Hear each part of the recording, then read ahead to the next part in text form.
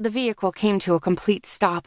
I thought I could make out some lights from inside of the cave, but my head was pounding worse, and my vision was suffering worse for it. Doors opened. I felt the difference in the air more than I heard the sound. Blood-red fingernails dug into my skin, hard enough to hurt, but not to pierce, as I was yanked outside. I fell to my knees and moaned. My skin stung with the impact of hard, unrefined earth. My feet and legs were bare. I was given only a very basic black shift to put over my naked body when the vampires took me. "Give her the antidote. She's completely delusional," the female vampire holding onto my arm instructed. She forced me back onto my feet to stand at her side. One of the other vampires held a glass vial underneath my nose. It was putrid, like rotting flesh. I gagged and nearly vomited. Then my vision cleared, as if a strong wind blew in and chased the sickness away. "There we go," the vampire at my side said. "She's coming to. Her eyes are no longer dilated." I blinked a few times and slowly moved my head from side to side, seeing clearly for the first time in hours. The dim lights lining the walls were enough to make out the guts of the cave. Water streamed down rock walls, painting the brown-toned stones with streaks of pink minerals. The musty smell of stagnant moisture permeated the air. There was that distinct tang of iron, too. The area was surprisingly empty aside from some tech contraptions and a whole swarm of humans marching like ants up to large trailers on wheels. The humans didn't get inside. They simply clustered at their openings. They were dressed like me. They were clean, but most of them had bandages on their necks. Many of them bled through. They were jumpy like scared animals, wide-eyed and easily spooked. "What's going on?" I asked.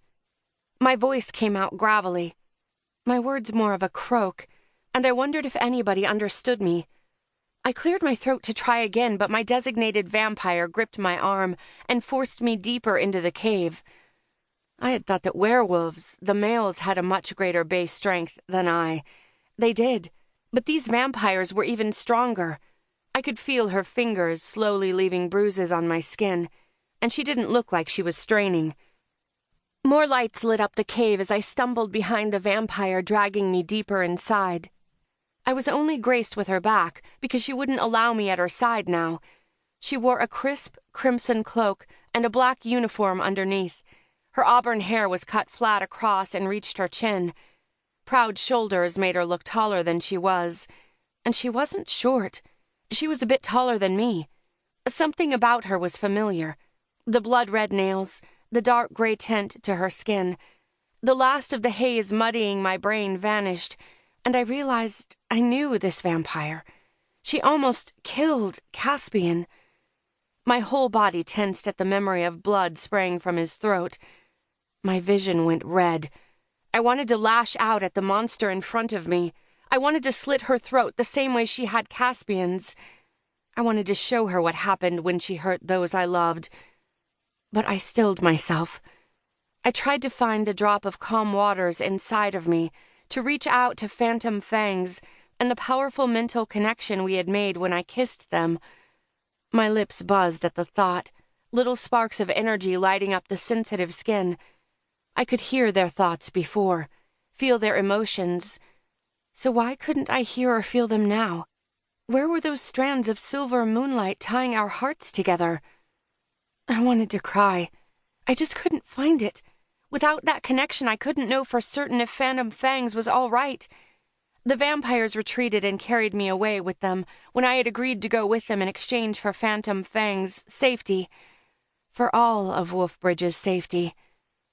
Then they threw down fist-sized spherical tech to where all the werewolves were. When the tech hit the ground, they let out tons of dense smoke. I didn't see anything after that, though I protested.